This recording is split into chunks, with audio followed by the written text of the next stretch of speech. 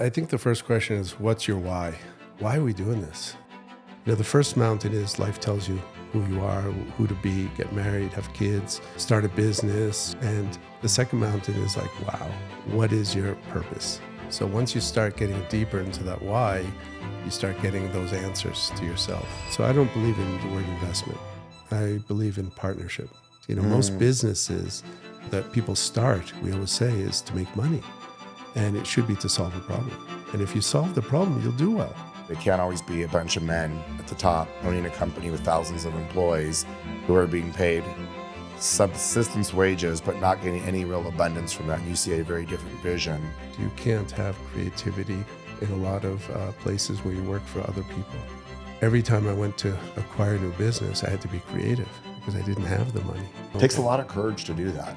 I looked at art, and I love art, and I think we're all artists. But what I missed was the mental health and the healing that the artist goes through. If we're going to create true capitalism, that's really going to work. It needs to be different. It's building equity, right? And we're not building equity when someone's getting a paycheck. Hi, it's JP Newman on Investing on Purpose, and today, welcome literally to my bedroom here in Eden, Utah. It was too cold outside, but this is one of my favorite places. It's a really special community. It's the Summit community here in Eden, Utah. And about 10 years ago, I came here and just fell in love not only with these mountains, but with the energy and the community of the place. And one of the gems that I found here in Utah was some amazing friendships. And one of my closest friends up here is Youval Apteker. And Youval is not just, how we met was pretty incredible. We actually met in Africa. But Youval does not do podcasts. Youval and I, he's become one of my closest friends and my mentors. And a lot of my inspiration for purpose and what I talk about in this podcast are private conversations you've had with you through the years. And it just amazes me that little gems, including this week, of little things you say, how much they affect my life. And I can't think of a better friendship than when you truly have a friend that's so full of fun, joy, and wisdom. We both can up level each other. So first of all, I want to acknowledge you and thank you that this little trip in Africa in 2017 has turned into this incredible friendship. Yeah, thank you, JP, and thank you for having me. And I'm going to start with one thing which is interesting. When you and I actually started becoming friends up here, we were actually in that hot tub below. And I remember it's a very interesting time. I think I was kind of getting tired of working as a CEO of my company. And I knew had to be something else, but I had no idea what was going on with my life, but I felt a change coming. And I think you were the first person I've ever had that conversation with. And I didn't even know I was looking for a change. And then you just and I didn't know you that well at that point. And you just started talking about your experience in your life of what was going on. And my soul was like, oh, he's giving you direction of what your soul really, really craves. And let's call it the second summit. And you were the first person that gave me a roadmap to more about purpose and inspiration, how to go even taking my real estate company, which I was doing some purpose-driven things, but actually how in life becoming more holistic and bringing purpose and joy and service into everything. And you've really inspired me and helping me think differently. And you're always pushing me, including what foods I have in my refrigerator. That's right. So I do want to talk about, you are one of the most unique people I know about bringing creativity, passion, and purpose to business. And I want to talk about all the things you're doing now. But before we do that, I was asking you the question a little earlier, everything you say, instead of just saying, how can it make money? Or how is this? Because you do make money in your businesses. You've had an incredible track record, and we'll talk about that. But your first question is never how is it going to make money? Money always seems to be a byproduct. And you're very good at structuring businesses. You're always what is this product or what is this product or service going to do to serve humanity? What's its intrinsic value? And is it worthy of even existence? Wouldn't you say that's true? Yeah, I think the first question is, what's your why? Yeah. What's our why? Why are we doing this? And that's really the fundamental of why are we doing this? Is it because of the first mountain of what we were taught to do, or is it the second mountain of our real purpose and our soul purpose? So once you start getting deeper into that why, you start getting those answers to yourself. Yeah.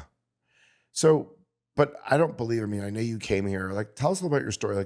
were you born were you born with such a purpose? Because I even feel like since I've known you, I've watched you even morph into deeper and deeper spiritual practices that shows in your outer life with the kind of projects you're taking on. I mean, did you always have this deep spiritual imperative to serve, or has that kind of come to you through the years?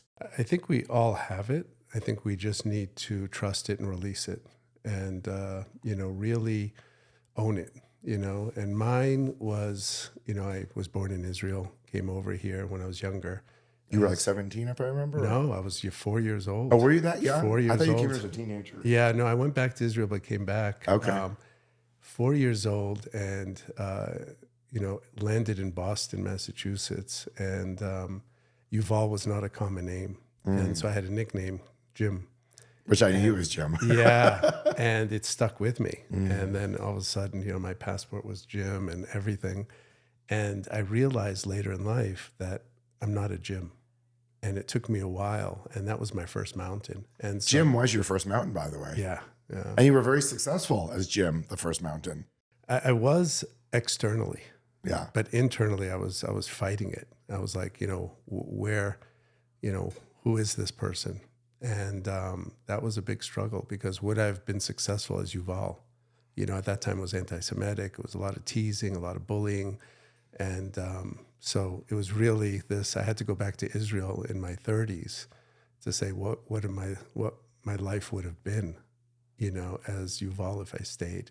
And I made the change, back. But you made the change only about 5 years ago. Yeah, that's right. Here on the mountain. I loved it, by the way, because you told me, and most people who change their name, I've changed my name. If you remember, I was Paul Newman, which was ridiculous. My parents named me Paul Newman.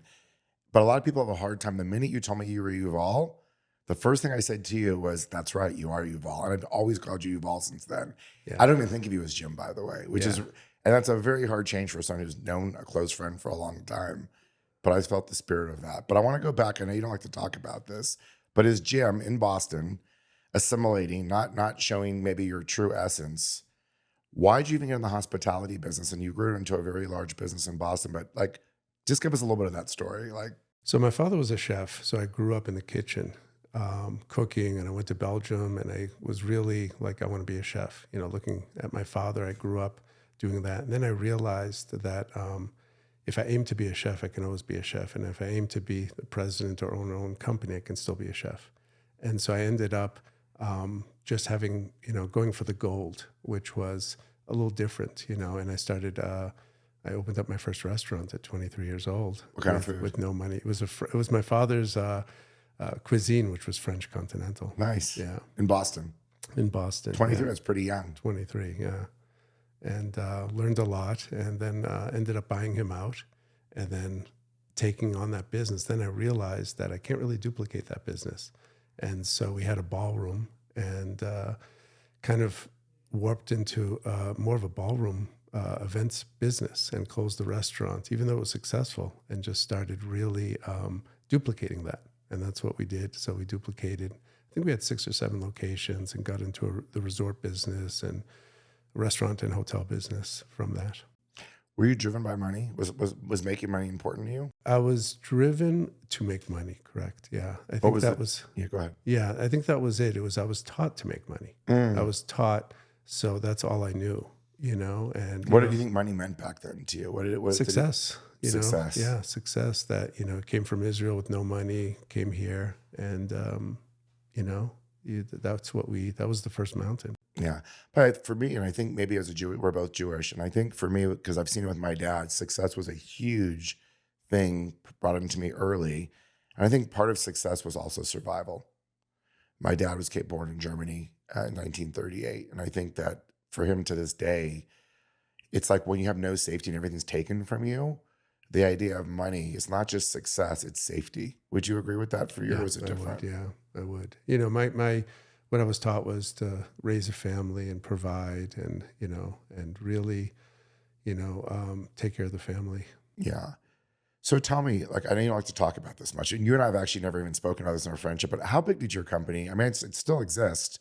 You don't like to talk about any of these things, but tell me a little bit about your company. How big has it gotten? What does it do? Because you've obviously created a lot of financial success. Just tell us a little bit more.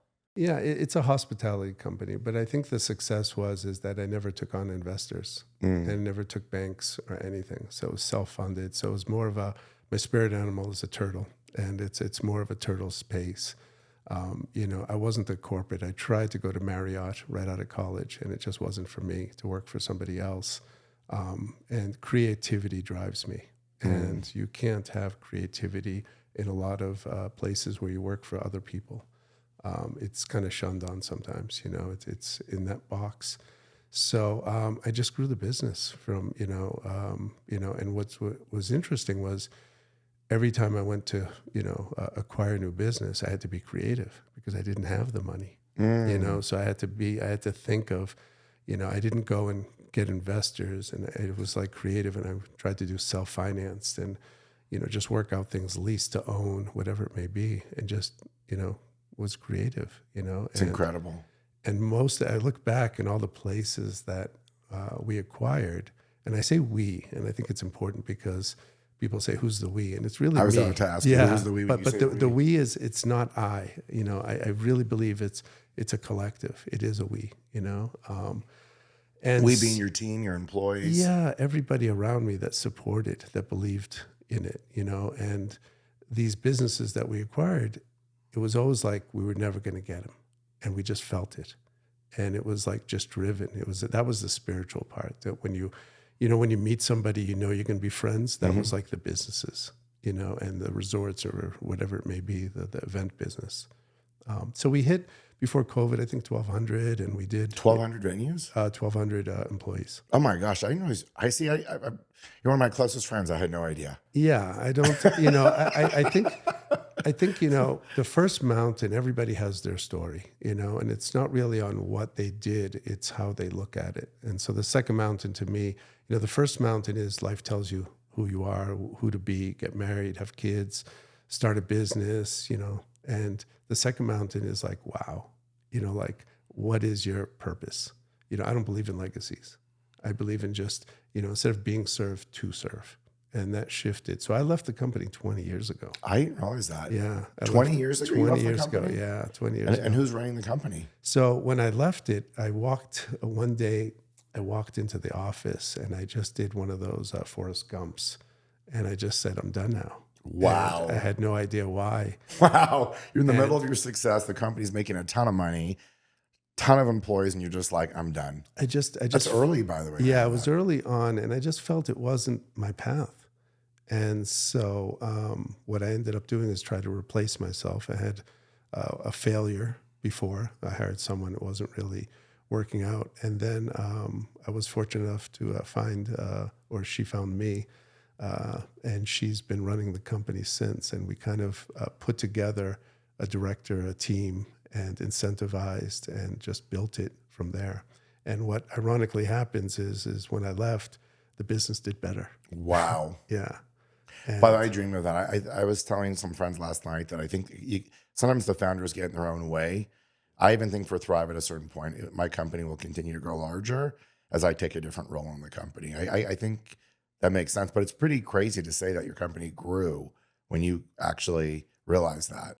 Yeah, it was really, I was in the way, and, we did very well. At that time we had like 250 employees, and we had probably 4 or 5 venues, and it was doing well, but it just wasn't in me to keep growing it. I think I had a different purpose, and that's what I really started to pursue.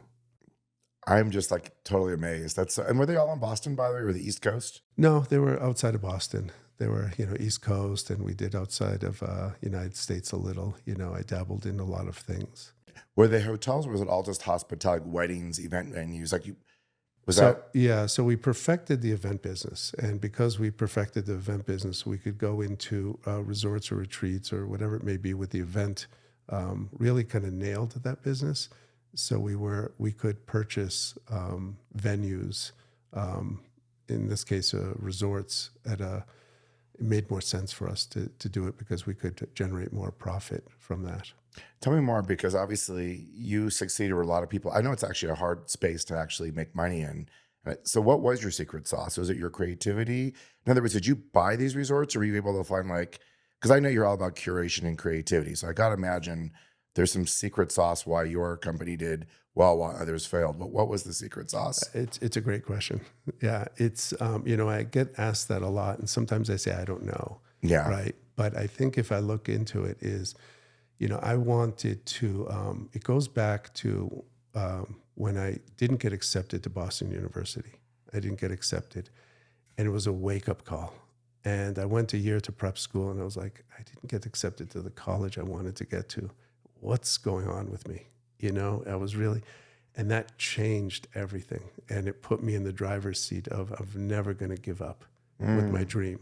So anything I did, so I ended up, convincing the dean, to go into the Boston University hospitality. I ended up. Oh, did you really? Yeah, I just told him, I said, I grew up in the business, and he said, go to the College of Basic Studies, and if you do well, I'll think about it, and so I went ahead, and I started like right before, in the summer, I took some classes, so, I just really, and it gave me this drive of like, I'm in control. And I ended up, doing a lot of things I don't talk about, but, I became one of the youngest overseers of the university. I was on the board. I started, I was alumni of the year for the whole university. It really like showed me that, I could do a lot of things. Was that really empowering after being, I'll call you an immigrant, coming from Israel, not really knowing your place and coming here and achieving all that? Do you think that was like your way of saying like safety, drive, security? Like, what do you think? Because that's very unusual to like rise to that occasion. Yeah, I think it was just more, I just felt like this is my life and I'm in control, and I'm going to do the best I can. The example I give is to when I mentor, some people, they would say, it's like when you learn to play tennis, and you buy the best racket you can have, and you practice every day, and you do everything. And it's not about tennis. It's about succeeding at something you want to. And that was my driving force. So I can take that system that we have and put it towards a relationship or a business, and really, I don't even know how to express it, but understand what it means to achieve something you want to. And so I look back at every business that we got, it wasn't meant to happen. Everyone was like, you'll never get it. It's not going to happen. And I just, would always, I wouldn't go to bed until I figured out a system that made sense. You're one of the best at it. By the way, I'm noticing you skipped. I asked you a question. You haven't answered it yet. Oh, what? The question I asked you was, what was your secret sauce? Where did you succeed so gratefully, like so big in the hospitality, where I know it's a very hard business and a lot of people fail? But you didn't answer the question. I'm curious. So I don't know if it was hospitality. I think it would have been anything. That's interesting. Okay. It would have been anything, because I think the hospitality was my avenue. It was my start. And once I got to a level where I felt comfortable, which is kind of another question, is do you need to have money to have an opening, an awakening, a spiritual, connection of giving back? And that's really the big question. But I think anything I would have done, I think I would have had that drive. So as a guest, if I'm a guest at a venue, so I'm going to a wedding or something, I'm going to just keep asking you the questions. There's more there. If I'm a guest at one of the things that at one of your hospitality things, am I going to notice any difference between yours and Marriott's? Yes. What am I going to notice as a difference? So you're going to notice the alignment and the intention that we have. That's what you're going to notice. Tell me more about that. I want to hear about that. It's really that you put yourself in the position of the guest. And, what we come back to is the way we buy our food, the way we, when I was younger, when I had the restaurant, the healthcare system was, there's a lot of, problem solving in a lot of industries and so forth. And I gave health benefits to every employee, and everybody thought I was crazy. And I said, if I was an employee, I would want health benefits. And it did cost us a lot of money. But what happened is I still have some of those employees 30 years later, and it's family and it's so forth. And I'm not saying businesses don't do that, but it's the alignment. I went to someone wanted me to invest in a hotel maybe 10 years ago, and they said, we want artist, residencies. And I said, do you want it because you care about the artist, or do you want it because it's good for business? And he said, of course it's good for business. I said, that's why I don't want to invest with you, And it was a real turning point of that's the roots of alignment of why we're doing things. Do you think as a guest, let me ask you just from a spiritual perspective, I really appreciate this. We've never had this conversation before. And it's funny, even this morning when we set our intention, you used the word humbleness today. And you are incredibly humble. That's why I know so little. You're one of my closest friends, and I know so little about your quote unquote success because you and I don't talk about. I tell you my problems most of the time, but that's about it. And my successes as well. But so intention, if I'm the guest, how would you guess, if you were to guess how I'm perceiving it? Do I feel a little more comfortable at your thing? When you say alignment, am I just feeling like I had a little bit of a better time or something? I can't even describe it. Just, it was a really nice event and I feel full. Is that how I'm going to feel it as a guest if you were to guess? Yeah, you're going to feel that, growing up at the restaurants is we do restaurant quality food. So everything is made to order. So we're not going up buying things from packages or everything, heating things up. It's restaurant quality. So it's the basis of what would you want, and some people don't, they might feel it, but they don't know why, and, it's the whole system of creating, and I think that, I mentioned this morning, it's in a business, the fish stinks from the head first, right? And if you nail the top part, everything flows beautifully of alignment. And so I think it's in all aspects of it, and really putting yourself in a position of the guest, So you're really putting the guest first. I want to go back. You said once you get through the part where the head, where the fish stinks, what does that mean to you? I want to know more about that. It means alignment. It's that if it's like if it's not an alignment, don't force it. Don't try to force a date. Is what I hear you saying. Yeah, alignment is like, are you truly? Is this your belief? Is this what you want to do? Is this your your purpose? And if you're just doing it just to make money, it usually doesn't work. Yeah. Or you're not happy, or just you're out of alignment, maybe, because I know lots of people have made money and they're not living right. I've been telling you about this 4-dimensional wealth. Like they're not living truly a wealthy life, even if there's lots of coins or credits in their bank account, because it's out of alignment with the other dimensions. Yeah, words are very powerful. So I don't believe in the word investment. I believe in partnership. Investment is that I'm looking for a return. If you asked me to invest in something, I'd look at the balance sheets and all the paperwork and the financials, and I'd make the decision based on investment. But if you asked me to partner, I'd be like, what's your mission? Why are we doing this? Most businesses, that people start, we always say, is to make money. And it should be to solve a problem, not to make money. And if you solve the problem, you'll do well. But if we looked at every business starting to solve a problem, that's a partnership. And you're not making shortcuts to make money for your investors and giving in. You're really, and so partnership to me is really the word that I really focus on. Really inspires me, Youval. I think it has for a long time. You've pushed me many times into uncomfortable spots by this. Like you challenge me. You challenge me sometimes with the employees I'm hanging around or the deals I'm doing or how I'm structuring things, and you're bringing alternatives. And sometimes it's really puts me in a corner because even me, and I think I'm an impact, purpose-driven partner, investor, but you've actually pulled me into corners that are uncomfortable, but beautiful, if you know what I mean. But they are uncomfortable, I'm going to be honest, because they're so not in convention of what people think, because there's still that part of me that's like, yeah, I want to have purpose and I want to have partnership, but I still want to make sure I make money. Like that's still in me if I'm just like being completely confessional here. It's not like, and you've kind of just surrendered that, yet abundance is all around you, but you don't even think about it. It's like not a big deal to you, but it just so happens you get to live in abundance, but you don't talk about it. You don't think about it. It just is. It's almost like just like a state, like not a big deal. I don't think you'd be happy being off in a little, van and just going in the woods. I think it doesn't take much to make you happy, but you do have a lot of abundance around you with the way you live regardless. And I know you're grateful for that as well. Yeah. My abundance are friends.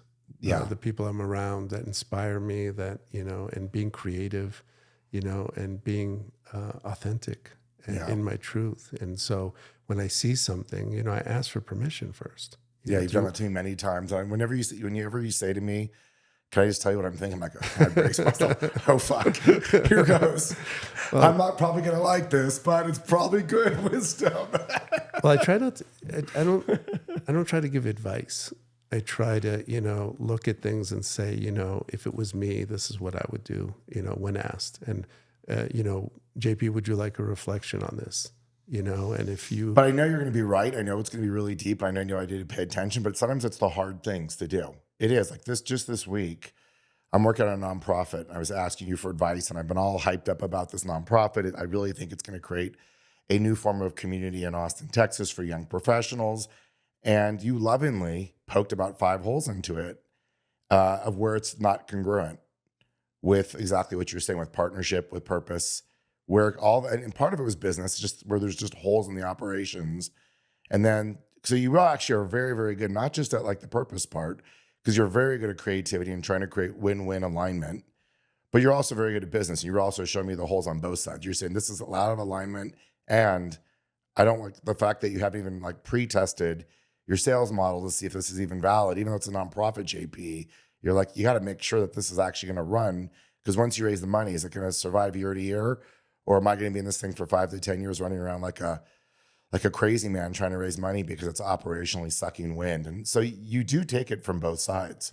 Yeah, I think that we sometimes are too much in the head of a lot of things. And there's so many programs, that we have to go to the bank and we have to do traditional financing and all these kind of things. And we go into the heart. We say, why are we doing this? And what does that 5-year plan look like? What's the win for me? Right. And so you totally called me out that it wasn't going to be when it was going to be stress for me, because even though it was like right action, it wasn't in alignment. Yeah. And you're just trying to you're just always trying to align things tighter. I feel that, I love employee-owned companies. I love community-owned projects, and that's, what we're lacking is opportunity for people. And so, I'm from being served, I've, hopefully in the last 20 years, even when I was younger, just not knowing it, of serving people is helping them with their purpose and helping them with theirs. And too often we're put down. You can't do this, you can't do that. And we're like, let's think of a way we can, but I only will if people are aligned, and that's being in their authenticity. And that's what you are. So it was easy to say, your heart is so big and let's do this. Let's be creative and figure this out together. Yeah. And let's rethink. Yeah. And when you're climbing that ladder and someone's stepping on your toes or your fingers, most people go down. Yeah. And let's go around, and so that's the motivation. You've talked about this employee-owned businesses. I think you think the future of capitalism, if we actually want to create a happier world and a more prosperous and abundant world, I think you've said it can't always be a bunch of men, 3 or 4 men at the top owning a company with thousands of employees who are being paid subsistence wages, but not getting any real abundance from that. And you see a very different vision of really, if we're going to create true capitalism, that's really going to really work. It needs to be different. Can you share more about that? Yeah, I just think it's opportunity. I think that we're lucky and gifted, and being on top, as I say, why should 4 white men own a company that, they're starting, and what's their why? And, it's not right. It doesn't feel right. There's so many other families out there that people are just trying to survive, and it's building equity. Right. And we're not building equity when someone's getting a paycheck. Yeah. And, we want to build equity. And I started with farmers, and building equity with farmers. And that was like the big, years ago. And, trying to do something I think I was just lucky and fortunate, in my life. And I want to support other people that are, wanting to, to give back, to their kids and to generations. Yeah. You also mentioned there's actually, and in the U.S., there's incredible tax incentives for building. So that you're telling me there's not just like the heart of it, that it's actually could be really good business from a tax perspective to create these employee-owned companies. Yeah, and I was saying it a little differently because I think that most people that want to be employee-owned were doing it for taxes. And I'm saying that's where the alignment is off. Do it because you want to do it. Right. And not because the government is encouraging you to do it. Do it because you really feel. It's like that's the wow. How has it been? Have you done some of this for your own company? I've done it. It's a good question. It's been difficult in our company. We've done it in different ways. I've been trying, and it's just been, once you've already established a company, it's difficult. Starting new companies we have, And that's easier because then you can have and I'm trying to still work on that, Yeah. but it's not easy. Yeah. To unwind. I've tried it. I've explored it at Thrive, and it is very hard to do, especially with my company, which involves securities. Um, trying to give people carried interest in the real estate deals. It's possible. It's actually, I know how to do it. It's taking me a long time, but it's harder once the company's formed. If I just would have started as an employee-owned company, it might have been easier to issue shares and just to kind of do it that way from the beginning. And it's also changing the mindset of a lot of people, and I think that's the biggest part is like, it's something new. It's something foreign to a lot of people. You're working right on a couple really cool projects. I know in London right now, you're creating, tell me if I'm describing it right. You're taking a beautiful old building from the 1800s and you're going to turn it into like a artist collective. Am I saying that the right way? Yeah. It was, yeah. Right. And I know you've done some of this. I'm learning about you all the time. You've all cracks me up. Like, I know you were telling me you've done something similar to this in New York City. You were telling my friend Samantha about that. Like, can you tell us a little more? Like, I know you have in Ibiza, you're kind of like reforming the way community can travel. So there's these themes of what I hear from you is like creating connected communities and alignment. And it seems like you generally want to create richer experiences of alignment for people in areas that you can almost like disrupt and innovate in a very different ways, or have been neglected, or in ways that you see are out of alignment. Is that accurate, or how would you say it? Yeah, I think it's, London is right now like my wow, because it incorporates so many disruptive models. And so, the famous, it was going to be a hotel. And I was like, it's like a 75,000 square foot, beautiful old building from the 1800s that you're going to refurbish and turn it, and they wanted to turn it into a hotel. It's in a good part of London. And so tell us a little more about it. Yeah, so it's the old Fulham Town Hall, and it was a developer, which I wouldn't be in this project without them. It's a father and son, and it was just so like, they were thinking of a hotel and so forth, and I was like, I don't want to be in the hotel business anymore. You're like another boutique hotel in London, another amenity that we're guessing that the guests need, and so we did have a pop up in Ibiza, which was an artist, kind of residency, so forth, and so. I was like, I went to Paris and I was just writing things down and kind of just, I used the word downloaded all these like dreams of what it could be. And I went back to them and I said, why don't we do this? And they would say, I'd partner with you. And, and that's what we did. And it's forming into an artist residency, but disrupting so many things. Plus, it's disrupted. I want to hear more about it.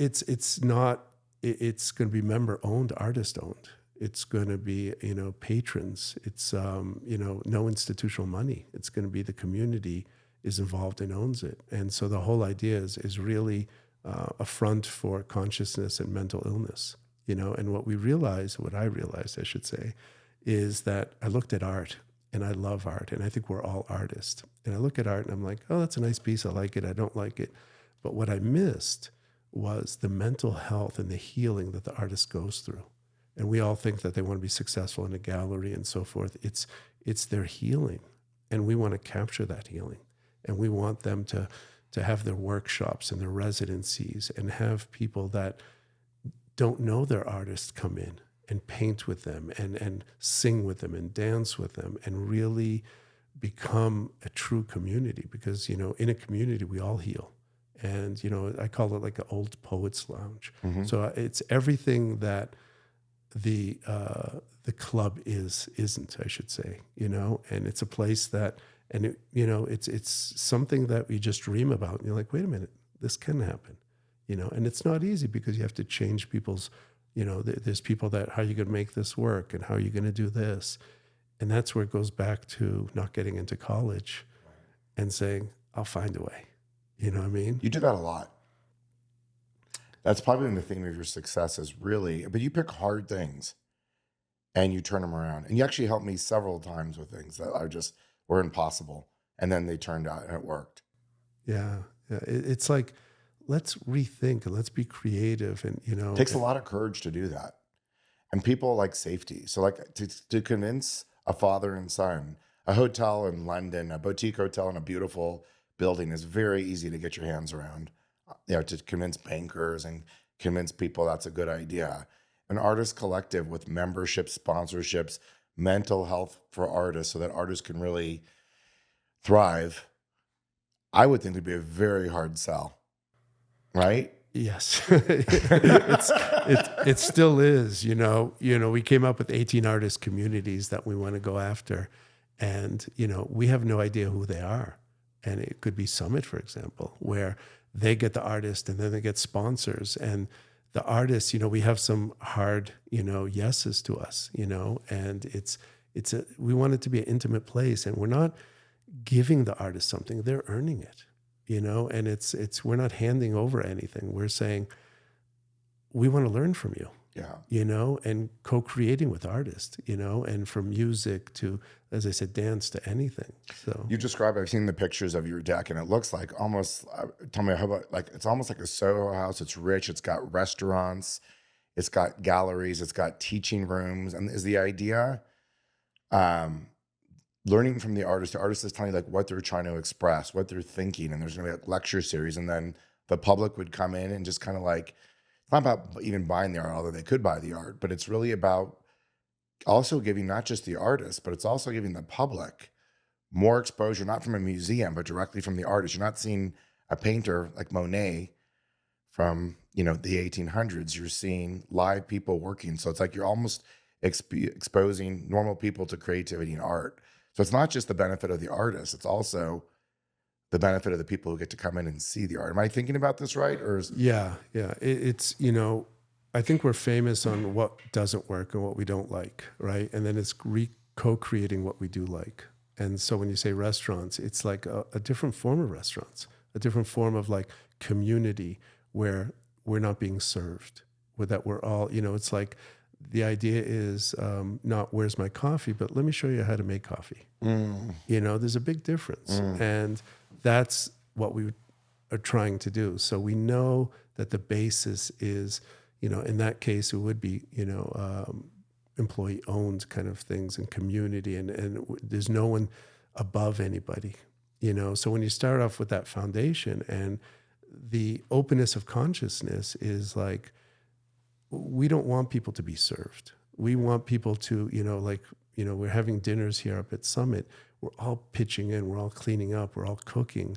It's not we're hiring a chef to cook for us. No, There's a big difference. The week up here has been, or the 2 weeks up here has been incredible because it's been exactly that. I was just commenting to you, like, without trying, everything just happens. You're in the kitchen cooking, my friend Kaylee, our friend Kaylee's running to the butcher and getting fresh grass-fed. Like it's almost like just beautifully in sync without trying. And by the way, it feels really good. And I think a lot of people, and for those of you, again, why eating is such a special place in my heart. I'm not at my ski house, although I ski, and this is a house. I'm in a community, and this is like home. And this is why it's home. So like for those of you, like hopefully with even like the podcast with Mike Geary, this is my community. And if this was just a ski house, like most people say, hey, look at me, I have a ski house in some ski resort town. It would be so boring. It would be great bragging rights to say I'm in X town, great bragging rights on the outside, but no richness on the inside. And if we were doing dinners with just private chefs, blah, blah, blah, and you were comparing our successes and this new thing, and if I was pitching you deals and you were pitching me deals, that's mostly what's out there. But I still don't even actually know. Like I said, I didn't even know you had 1,200 employees until this, and I love the fact that I didn't know that. And you probably don't know that I'm raising money right now for a project of changing multifamily housing in America with my friend Antonio. So but that's so cool. I do want to share something, Youval. For all of you, if you say, hey, God, this Youval guy is a really cool guy, but he seems a little woo-woo here. Youval saved my ass on a really hard real estate project that was going south really quickly, and it would have been a massive loss for me. And we sat there downstairs in my hot tub, and I was weeks away from a very severe loss, millions and millions of dollars of a loss. And you calmly, and I tell you everything. And I thought of everything. I really thought of everything and I thought I was out of options and I was just going to lose. And I was freaking out. I was losing sleep over it really, really hard. And you looked at me so calmly and you said to me, because it was a bank problem I was having. The bank was being very aggressive. They weren't happy with my operations. And you just looked at me and you said, well, have you talked to the CEO of the bank? And I'm like, what are you talking about? I go, this is a large bank. I can't talk to the CEO. It's like a Wells Fargo kind of bank. How would I get to them? And you looked at me very calmly. And this is what I'm learning about you, about your creativity, like unconventional. You said, just figure it out. You said, just go through your network and figure it out. And when you said that to me, it was not like a relief. Once again, Youval, you give me all the hard things. Like that was not like, oh, great. Yuval's got another crazy, really hard idea. How the heck am I going to go find the CEO of a large bank and influence him with weeks to go to do the right thing and let this community thrive that I built out here? No idea. But you just threw it into the universe. And at first I was like, oh, there's Youval on his big ideas. And I had no idea. But then a couple hours later, I started thinking about it. And I went to my LinkedIn. I went to all my networking groups. And a person who I never knew called me that week. They were actually asking for money from me on a project. They wanted me to invest in one of their projects. Turns out on my LinkedIn, that person knew the CEO of the bank. So that person calls me out of the blue, someone I don't know, calls me to invest with them. I don't know why I even mentioned to them about that I'm looking for the CEO of a large bank, but somehow I did. I mentioned it. And he said, oh, I'm in his social group. And I said, would you be willing? Because he goes, oh, I'm going on a hunting trip. I'm going on a fishing trip with this guy. I don't know if I even told you the little story. I'm going to see him in like 10 days. I said, would you ask him if I'll go fly to their corporate headquarters. Would you ask him if he'd give me 30 minutes of time to explain my story of why this community should thrive? It will thrive. And it's really important, not only to me, but it should be important to the bank because we're transforming people's lives. And you said that to me. And you said, I once had a story like this before, and I just had to explain why this was good for the bank to do the right thing. And when you told me this, I'm still in disbelief, Youval, that this is ever going to happen. Like the bank's not going to get this, their business, they're just going to cut my legs off. Like it's a dog eat dog world. Youval, you're too idealistic, never going to change. As I talk about this, I actually feel pain in my heart. Like it really brings back some trauma. And I get a phone call, not from the CEO, by the way, because I was ready to fly out there. I was just ready to fly out there. And I got a call from the person who was harassing me and said, we should work this out. Let's come up with a win-win plan for you. This went from like beating the drums of just destroying me and taking my project to why don't we work together over the next 3 years? This is a worthy project. Let's work together as partners to have this project thrive. And it's unbelievable. Unbelievable. Like it doesn't make sense. To this day, as I tell this to you, it defies business logic that they gave me 3 years. And guess what's happening? The project's thriving. Yeah. And do you know why? Why? I'll tell you why. Is when you told me this story, you were doing so good. You were aligned with what your mission was. You were helping people. You were employing people. And the bank doesn't see that. The bank doesn't see your heart of who you are. They just look at the financials. And I'm like, make it human. You know, if you were just going after money, your first mountain, I'd be like, good luck. You know, it was meant to happen. But your heart was so aligned of doing the right thing. I'm like, this doesn't make sense. This doesn't, add up. And I'm like, find out. I remember saying this to you. Find out who's on the board of the bank. Find out who the CEO is. Go to them. Tell them who you are, who your heart is. And that's what you did in a sense. Yeah, right, absolutely. And that's where, I wrote a letter, by the way, after you. I wrote a letter just to that thing of why, but telling them not only why it was the right in alignment for them. I actually went to the bank's website and looked at their mission statement to their shareholders. And they talked a lot about like they want to be a bank that's proud of communities. And I literally retold them what they were telling their shareholders and why this project was in alignment. Like if they're really real in what they're telling their shareholders, then this is the perfect project for them. Not to mention, I was paying them every month. It wasn't like this project really was in distress. It's just, in theory, if you're just a bean counter, or you're just looking to your point from an office, you could say, well, this doesn't work, this doesn't work, this doesn't work, but you kind of missed exactly what you're saying. Companies spend so much money on advertising and marketing to get people that, customers. And when they have a customer that's so good, they don't realize sometimes that, it's let's work together and let's solve this. They're wasting so much money on getting people lawyers and beating the drums and threatening and people. How many times do we waste time in business threatening and posturing when it's not. Sometimes it's necessary, but a lot of times it's not necessary. I have to thank you for that. And my investors have to thank you for that, Yuval. I want to shift a little bit. Every time we're together, it's magic for me. You know how much I love you and respect you. And you're all like, I think, I don't know, the first time I met you, you are definitely a mentor, friend, brother. Sometimes I feel like you're my big brother. Sometimes I feel like I'm the big brother. But you inspire me. You inspire me to be better. And in my soul dream, which is, I think this is maybe what you and I share, I want to give back and serve as big as I humanly can. And my way, God has done this for me. Some people are healers of bodies. Some people are medicine people. I'm a healer through capitalism. Sometimes I have friends call me the money mystic. Now I'm talking about four-dimensional wealth, but I do feel like it's alchemy through the currency of money and turning that money into consciousness, love, and truly abundance, not just for a few people, like you said, but I think so many people, because capitalism can be so off where it's just the 1 or 2%. Scott Galloway talks about this.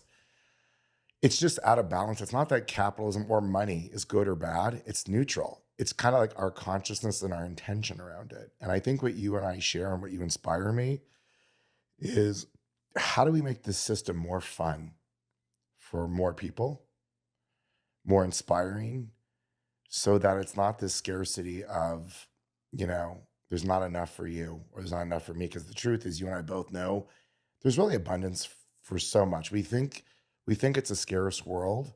And now we all shouldn't be living in 9,000 square foot houses and driving Ford F-150s. And I'm sorry, I probably pissed some people off, getting 12 miles per gallon. Like, that's not good. That's over consuming what the earth can take. But done with consciousness, there's so much abundance out there of what this earth can provide us. We just have to be in alignment with earth. But if we actually are in alignment with what the planet, with what we eat, how we act and how we treat people, and being a little more aware that this isn't just exhaustible resources, but there's so many recyclable resources and sustainable resources, there's no doubt that our vision, I think you and I share this, could be one where so many people are just living happier. And I think happier isn't a ski house, because I think you and I both said it's fun to have these toys. Happier is feeling safe, peaceful, with purpose, and in health. And that's wealth. Yep. Would you agree with that, or does it feel different to you? It's well said. It's all balance, and I agree with that. When we look at happiness, it's really peace. That when we have peace, we have happiness. And it's not about, it's when someone has a ski house, it's not about your ski house. It's you're sharing it with amazing people. And people say, oh, someone's got a big ski house or a small one. It's you're opening up your doors. We sat here. I think there was about 6 or 7 of us here. It just happened to be all men. And I could sense that everybody had like something they wanted to share. And I'm like, okay, guys, let's do a men's group. And the first thing we said was, I said, this is not about skiing. This is about let's, and we went around the room, and it was so beautiful because people felt safe in saying, this is what I'm having that's in my heart right now. And that carried on for the whole week. And there was at least 1 or 2 people that I feel I was meant to meet, Ron being one of them, for example, just a beautiful soul. Yeah. And we just looked at each other, and I could confide in him with some things that are going on in my life that I probably wouldn't. When you own your own company and you don't really have too many people you can communicate and talk with about situations. I feel so vulnerable sometimes when I tell you things. You have no idea sometimes, because again, when things are going well and I know how to make money, I don't need advice from you. Yeah. A lot of times I'm telling you things I'm really challenged with, and that's really vulnerable, because I don't want you to think you're judge me as a failure. So it really takes trust to because I like we have a mutual friend right now. I felt really bad. I think I told you it was like a rushed conversation, and it made me feel really like I'm like vomiting what's not working, but I haven't told that person what is working. And I felt it was out of balance, and I still need to correct that. But it's very vulnerable and very hard to do, because it makes me feel weak sometimes. Just because I'm not bulletproof. I'm really good. I'm super smart, and I'm really good at figuring shit out. And I'm really high energy and detail oriented and strategic, but I'm not bulletproof. I look at us as wounded healers, right? I might not be able to see things that's in me that you can, for example, Yeah. and vice versa. And we can see things in other people, and that's the wounded healer. Yeah. Is like, we don't trust sometimes, and we second guess because we're in it, and it could be relationships or business or family. Yeah. And one of the big, and you've been very, commenting very positively about our relationship, and it's right back at you, and it's because having Ari here, my son, my 14-year-old, and dad's a little spiritual and dad's this, and to see all the surrounding people around here, and he's now in the last 2 weeks so matured about I'm having just the most amazing time with him. It's great. Yeah, it's just like I couldn't, ask for anything more than. Yeah. And by the way, with my kids who are now, 17 and 19, they got here when they were 7. And I see the rewards. I see 5 years ahead what it's going to look like. And they'll tell you that some of their most inspiring times in life have been around our friends, including you, in this house. Because you and I, the conversations we have at the dinner table, and we always bring new people. You and I during COVID, we were having conversations up at your mountaintop home, and you in the middle of stress and the COVID crisis, we were having the most beautiful outside dinners. It was incredible. And it is being connected to a community. I can't think of more joy, more than money, more than anything, is having people that you trust and you can really share your soul with. And I like your wounded healer. I think that's right. I mean, it's a wounded healer, but it's also a powerful soul, powerful manifester. And there's so much humanness, so much humanity. And sometimes when I'm with you, the love is beaming out of me like a transmission. I can feel the love beaming. And sometimes it's like, that's really, really hard. Yeah. That's really, really hard. First of all, I really have enjoyed this conversation. It's really unique. I don't know if I always share this much about me. Sometimes I think it's more business framework. So thank you for bringing that out. Thank you for bringing yourself. I know you don't usually do podcasts. This is something. It's my first. Your first podcast. And, I was talking to my producer, Alex, who's sitting over there yesterday. My show's been growing very organically. I don't advertise my show. It just kind of grows. And I know if we were talking about scandals or politics or all kinds of things, I probably could boost my numbers much faster.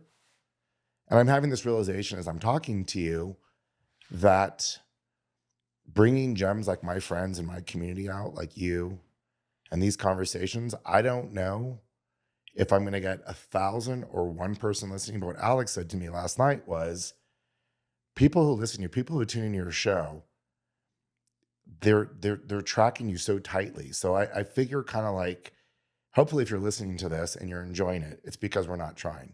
We're just having a conversation. And we're just letting you into some of the most special people in my life.